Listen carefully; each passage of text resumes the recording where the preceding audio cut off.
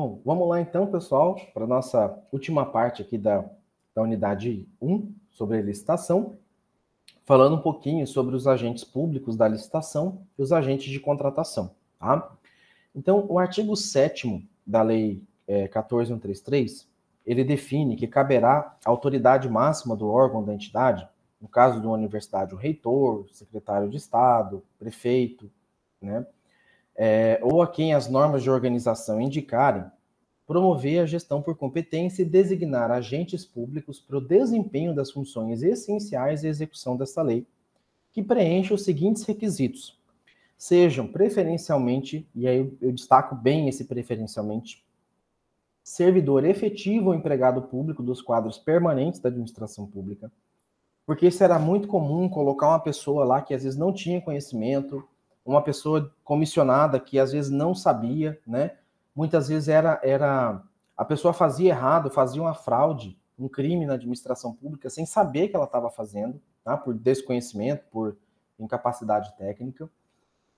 Que tenham atribuições relacionadas à licitação em contrato ou possuam formação compatível para ter essa certificação profissional, tá? E que seja certificado por uma escola de governo criada ou mantida pelo poder público, né? Ou seja, para evitar que se faça cursinhos privados, né? Então, para que seja de oficial para oficial, público para público, e que não sejam cônjuge ou companheiro de licitantes, né? Das pessoas que participam da licitação ou contratados habituais da administração, nem tenham com eles vínculo de parentesco, colateral ou por afinidade, até o 3º grau, ou de natureza técnica, comercial, econômica, financeira, trabalhista e civil. Em outras palavras, que não tenham relação, tá?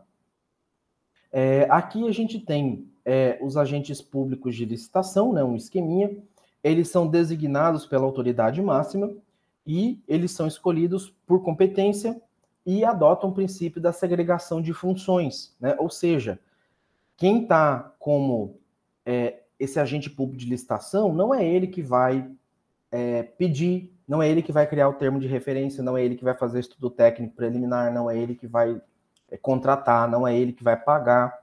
Então tem que segregar as funções, ele é imparcial no processo.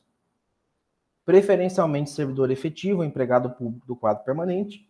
E aí essa palavra preferencialmente é porque tem muitos órgãos que às vezes não têm efetivo para isso. Daí ele vai justificar a escolha de uma pessoa que não é efetiva, tá? Mas, quando você tem efetivos, os órgãos de controle batem duro para que sejam efetivos, tá? Tem que ser uma pessoa qualificada, então as atribuições são relacionadas especificamente às aquisições, tem que ter formação compatível e uma qualificação atestada por escola de governo, tá? Então é ideal que tenha formação, porque licitação atualiza muito sistemas, procedimentos, fluxos, tá? E isso as escolas de governo fazem muito bem, em especial a escola de governo aqui de Mato Grosso. Até se tiver algum curso de licitação aberto no período da disciplina, eu vou indicar para vocês também. Eles abrem vaga para servidores estaduais, mas eles abrem vaga para demanda social, que fala para pessoas que não são servidores públicos e que pretendem ser um dia, que acredito que seja o caso de vocês, tá? E também que não tenha parentesco, né, não pode ter parentesco até 3º grau ou vínculo com os licitantes ou os contratados habituais. Licitantes é os que participam das licitações, contratado habitual é aquele que volta e meia está ganhando ali uma contratação, tá? Um contrato. Você tem a figura do agente de contratação, que é a regra, que é a figura que substitui, né, o pregoeiro, enfim, o presidente da comissão de licitação. Você tem a figura da comissão de licitação. Então, agente é uma pessoa só, comissão de licitação é um grupo de pessoas, tá? Para bens e serviços especiais, é ideal que se adote a comissão, mas é uma opção discricionária, porque, assim, bens e serviços especiais, eu vou comprar esse simulador de paciente real, que eu comentei com vocês na aula passada, que a medicina usa. Eu preciso ter um médico na equipe, eu preciso ter alguém da TI na equipe, eu preciso ter alguém que vá usar esse equipamento, que conheça esse equipamento, para dizer se ele realmente serve ou não, tá? Se tem algum outro que possa fazer a função desse que está sendo, né, pretendido contratar. Para diálogo competitivo, é obrigatório que se tenha comissão de licitação, porque você negociar uma pessoa negociando e uma comissão negociando, a comissão tem muito mais peso para negociar do que uma pessoa só. Então, para diálogo competitivo, é obrigatório que se tenha comissão de licitação. Você tem a figura da banca, que é aquela grupo de pessoas que dá uma nota técnica, né, que vai avaliar, principalmente qualitativamente, né?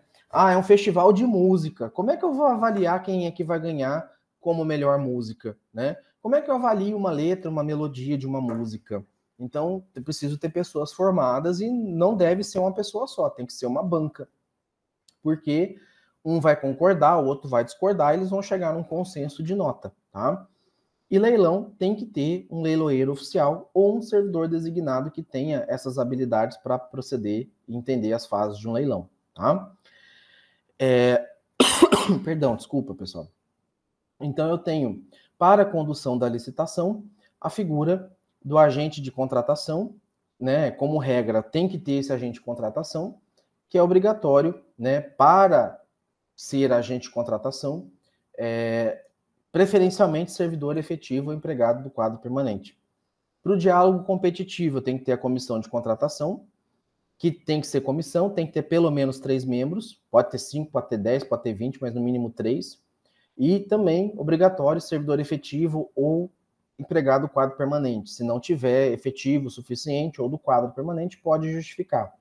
É comum, no diálogo competitivo, às vezes, trazer alguém de fora, um membro externo, né, que tenha domínio técnico bom, mas a maioria dos membros permanece da organização.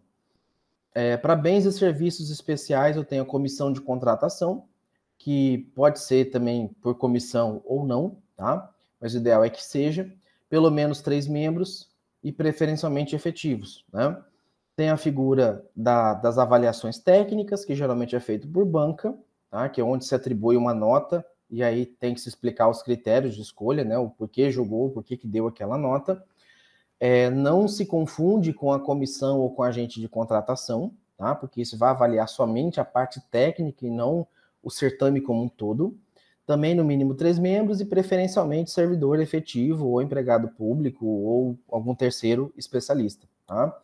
Na modalidade leilão, leiloeiro oficial é aquele que é selecionado por credenciamento ou licitação na modalidade pregão, e o servidor designado, a lei não especifica os critérios de seleção. A autoridade máxima simplesmente designa esse servidor, tá? E aí nós temos também, na nova lei de licitação, os procedimentos auxiliares. Isso é uma figura nova, tá? São procedimentos auxiliares, o credenciamento, a pré-qualificação, os procedimentos de manifestação de interesse, o sistema de registro de preço e o registro cadastral, tá? Então, explicando um por um desses itens aqui. O credenciamento, ele é utilizado para contratação. Então, é uma ferramenta paralela e não excludente, né? Principalmente quando eu uso para contratações simultâneas em condições padronizadas. Às vezes eu tenho 3, 4 empresas que atendem com esse produto ou serviço, daí eu credencio elas e posso fazer com que elas, cada uma, forneça uma quantidade específica ou em uma região específica, né? Em Cáceres eu tenho Reitoria, Campos da Cavalhada e Cidade Universitária. Eu posso credenciar 3 empresas que vendam água e deixar cada uma para entregar, desde que seja, né, as condições padronizadas, ou seja, mesmo valor, a mesma condição, prazo de entrega, garantia, né, em 3 lugares diferentes, tá? Eu tenho a pré-qualificação, que prepara para futuras licitações, onde eu faço uma análise antecipada dos requisitos dos licitantes, né? Então, eu posso fazer pré-qualificação somente da parte financeira, somente da parte técnica, ou toda, financeiro e técnico, tá? Manifestação de interesse é quando a administração solicita à iniciativa privada a propositura de estudos, investigações, projetos e soluções inovadoras. Eu, administração pública, quero algo, quero a solução de um problema, mas eu não sei ainda como solucionar esse problema. Então, eu posso, privado, tá aqui um edital. Se você tem interesse de resolver esse problema, vem cá e manifesta. Aí depois é que eu vou fazer a escolha desses interessados para ver quem é que vai me apresentar a melhor solução para aquele meu problema. Essa manifestação não obriga a administração a licitar, porque às vezes a proposição feita não é interessante, é muito cara ou é inviável. O autor não tem direito de preferência em licitação, então se a ideia dele foi escolhida, isso não dá prioridade nenhuma para ele. Se houver licitação, o vencedor vai ter que ressarcir o autor dos estudos, né, não cabendo à administração. Então, quem deu a proposta que eu queria foi a empresa A, mas quem ganhou foi a empresa B. A empresa A pode alegar que ela teve um custo de 20 mil reais, comprovadamente. A administração homologa isso quando recebeu o estudo. Se ela ganhar, ela absorve esse custo, mas se ela perder, ela tem o direito de ser ressarcida. Tá? E a lei é bem clara, terá que ressarcir o autor do estudo. Tá?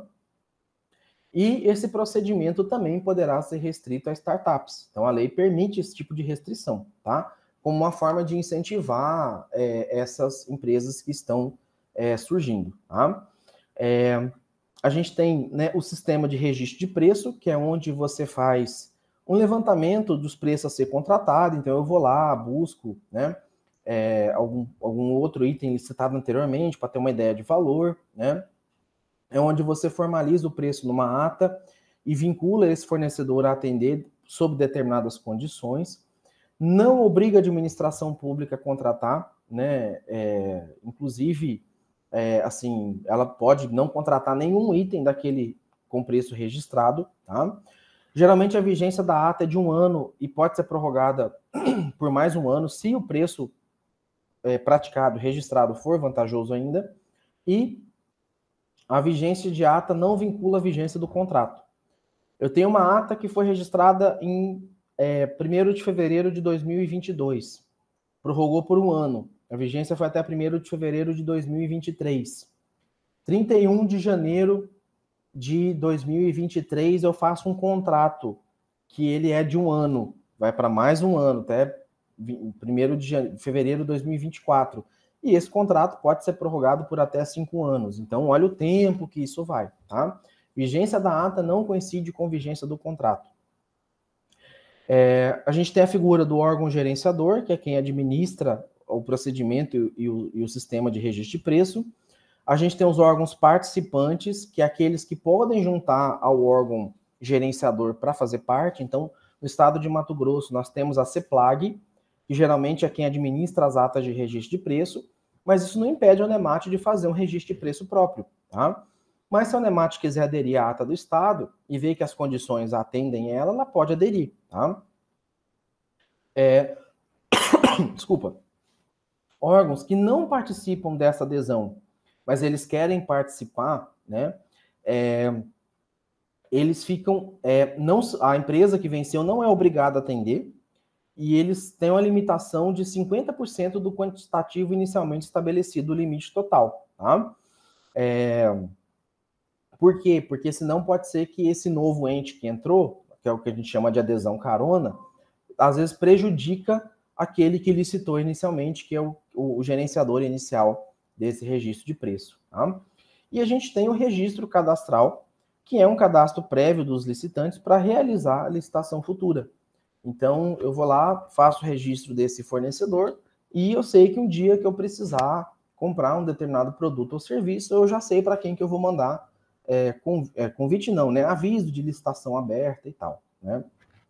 Então, na nova lei de licitação, teve também a mudança de alguns princípios, tá?